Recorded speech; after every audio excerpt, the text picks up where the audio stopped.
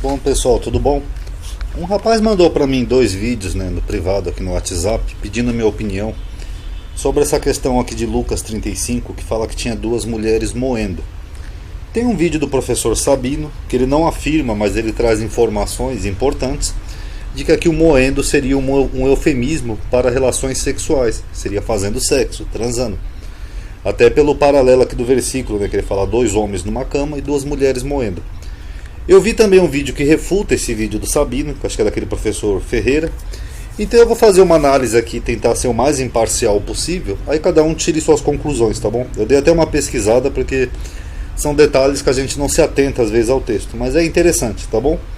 Aqui em Lucas 17, nos versículos 34 e 35, Jesus diz: Digo-vos que naquela noite estarão 2 numa cama, 2 numa cama, 2 homens, um será tomado e o outro será deixado. E 2, seriam mulheres, estariam juntas moendo, uma será tomada e outra será deixada. O argumento de que isso aqui é um eufemismo se baseia no tratado talmúdico Sotá 10a, que fala a respeito de Sansão. O versículo de Sansão é esse aqui de Juízes, que fala que os filisteus pegaram ele, lhe arrancaram os olhos e fizeram-lhe com 2 cadeias de bronze, e andava ele moendo no cárcere, em Juízes 16:21.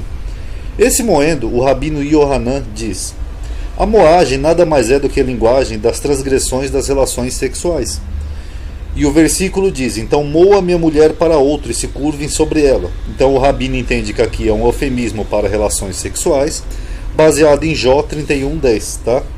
O Ravi Papa também disse o mesmo, e se ensina que todo e qualquer homem filisteu levava sua esposa para a prisão, a fim de que ela fosse engravidada por Sansão. Então essa seria a visão desses 2 rabinos, tá? O termo Tahan, que aparece ali em hebraico em Juízes e também em Jó, significa literalmente moer farinha, donde também pode ser uma concubina, tá? Segundo o dicionário Strong, sendo esse o seu trabalho, ou seja, a concubina moía farinha. Lembrando que concubina é uma mulher que não é casada, uma mulher que tem relação às vezes com o homem, mas não é casada. Então o termo é moer, reduzir a pó, girar, e geralmente era o trabalho de uma concubina. Por a concubina não ser uma mulher casada, é por isso que dá a impressão que em Jó realmente se trata de sexo. Porque o Jó diz assim, então moa a minha mulher para outro homem, ou seja, que a minha mulher seja concubina de outro homem, ou seja, que ela preste serviços para esse homem sem ser casada com ele. Tanto que aí ele conclui dizendo, e outros se deitem sobre ela, ou seja, que outras pessoas façam sexo com ela. Então essa primeira parte do versículo, moa a minha mulher para outro homem, aqui de Jó, provavelmente é um eufemismo sim para relações sexuais, ou seja, que ela vá... Seria como a gente dizer em português assim, sua mulher está lavando roupa para fora. É claro que lavar roupa, a gente sabe que não é lavar roupa, sua mulher está pulando a cerca. Então é basicamente isso. Então moa minha mulher para outro homem, o que Jó está dizendo? É que a minha mulher se deite com outros, e outros se deitem sobre ela, basicamente isso. Inclusive é que as bíblias traduzem se curvem, mas é se deitem, literalmente. E aqui em Juízes, dentro desse entendimento de que aqui é um eufemismo, então seria a mesma coisa. Então Sansão, dentro daquela mística de que ele era um homem super forte, não sei o que, os filisteus podiam pegar a sua mulher e levar para o cárcere para que elas fizessem amor com Sansão, talvez na esperança de ter um filho tão forte quanto ele. Então dá a impressão que esse é o entendimento aqui desses rabinos, tá bom? Tanto que essa palavra aqui, moer, o verbo tahan, a gente vê também com eufemismo aqui em Isaías 47. Eu dei uma pesquisada aqui, Desce e assenta-te no pó, ó virgem, filha da Babilônia, que é Deus castigando um povo. Mas lembra que eu já falei que na língua dos profetas eles usam uma linguagem poética, que às vezes eles fazem uma simbologia de casamento com alianças, pactos, essas coisas? Que nem Deus fala assim, Israel é minha noiva, e como a noiva se adorna para o seu marido, meu povo se esqueceu de mim e foi atrás de outros homens. São figuras de linguagem. Então aqui Isaías ele fala, ó virgem, ou seja, filha da Babilônia. Ele está xingando o povo de ser um povo promíscuo, filho da Babilônia, que veio da Babilônia. Assente-te no chão, já não há trono, ó filha dos caldeus, porque nunca mais será chamada a tenra nem a delicada. Toma a mó e moe a farinha. Então aqui Deus está usando a mesma expressão do verbo tahan, ou seja, pega o mó, o moinho, e moe a farinha, ou seja, vai se deitar com outros homens, com outros deuses, com outros maridos. Remove o teu véu, descalça os pés, descobre as pernas e passa os rios. Então aqui numa linguagem poética a gente vê praticamente as mesmas expressões. Então a gente pode concluir sim que esse termo tarran, ali no Velho Testamento, sim seria um eufemismo para relações sexuais, quer em linguagem poética, quer em linguagem meramente de eufemismo, né, para suavizar o termo, tá bom? Então, dentro do Velho Testamento. Já o Novo Testamento, o termo é outro, o Novo Testamento foi escrito em grego, o termo é aletó, que significa só moer, basicamente isso. Mas Lucas, que nem nós já vimos aqui no canal em vários vídeos, ele provavelmente utilizou algo como base para compor o seu evangelho, porque Lucas não foi testemunho ocular, então ele foi reunindo fontes transmissíveis, tá? E Mateus tem um paralelo com isso, só que diferente de Lucas, porque Mateus também não foi testemunho ocular e Mateus também deve ter reunido, usado outras fontes como base, tanto Marcos quanto aquela hipotética fonte Q. Lembrando que Mateus provavelmente é anterior a Lucas, inclusive. E olha a diferença aqui do mesmo texto de Mateus para Lucas. Segundo Mateus, os dois homens estariam no campo e não na cama. Ok, estando dois no campo. Já Lucas disse que os dois homens estavam na cama. Segundo Mateus, as duas mulheres estavam moendo no moinho, numa pedra de moinho. Já segundo Lucas, elas estariam apenas juntas moendo. Ele não situa onde, só que Mateus é mais específico. Então no relato de Mateus, ele não dá brecha para esse eufemismo. Porque Mateus fala que os dois homens estão no campo, o que é muito comum, duas pessoas trabalhando, colhendo, fazendo alguma coisa. E Mateus especifica no que as mulheres estão moendo, numa pedra de moinho.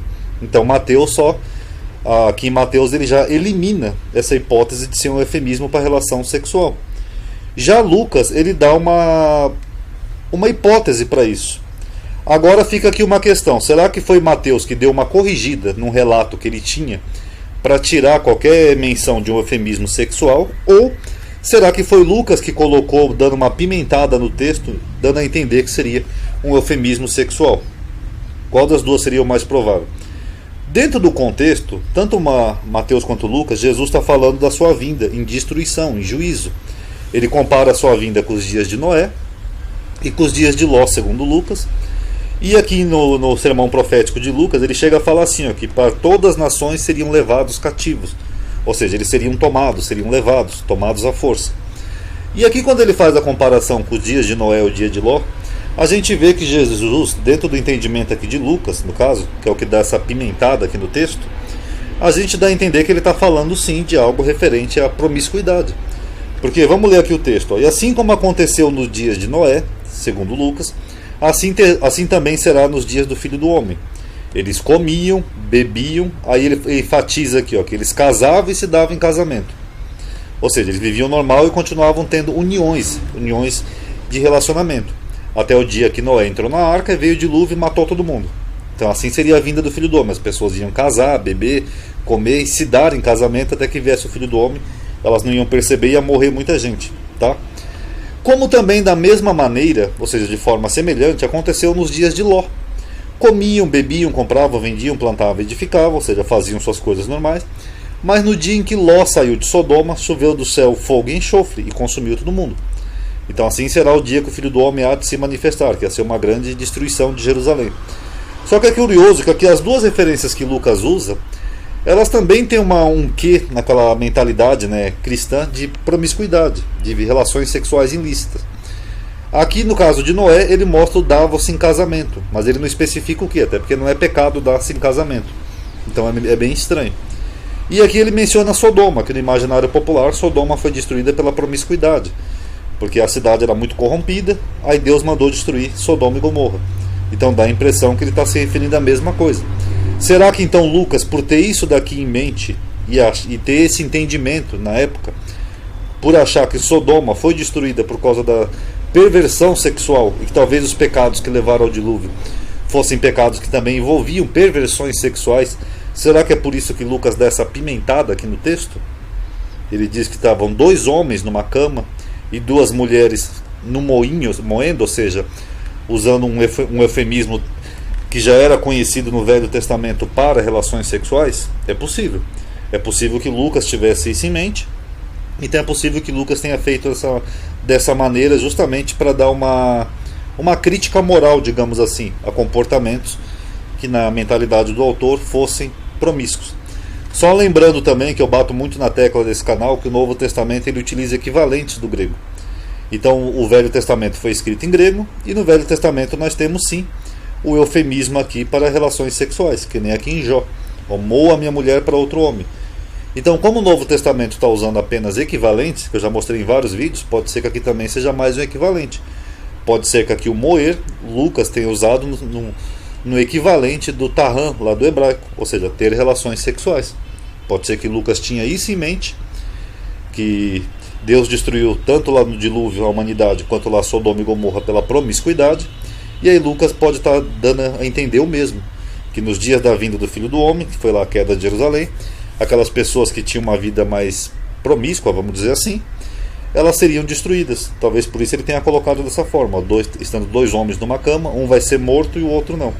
Estando duas mulheres no campo fazendo alguma coisa, uma será tomada e a outra não. E Mateus pode ser que ele tenha dado uma suavizada no texto, justamente para eliminar essa conotação sexual, tá bom? Então o texto realmente é confuso, eu acho que nunca vai haver um consenso. Eu sou da opinião de que é um eufemismo, sim, porque faz sentido de acordo aqui com o contexto. Mas como é um texto confuso, não dá pra gente bater o martelo, analisem aí e tirem suas conclusões, tá bom? Eu só vou mostrar mais uma coisa engraçada que eu achei aqui, pessoal. Olha o esboço que eu tava fazendo. Aqui, ó, quando eu fui pesquisar aqui no Bible Hub, que é onde eu pesquiso os textos digitalizados, o verbo tahan, né, que é o verbo que é moer. É engraçado que em inglês moer é to grind. Então aqui é grind ou grinder. Aqui, ó. É o mesmo nome daquele aplicativo gay, né, que as pessoas usam para relacionamento. Ou seja, o nome do aplicativo no inglês é o verbo moer. Ou seja, no inglês hoje, né, numa língua moderna de 2021, o termo moer também é usado hoje como eufemismo para sexo. E também é eufemismo para sexo homossexual, porque o Grindr é um aplicativo gay, né, para homossexuais, etc.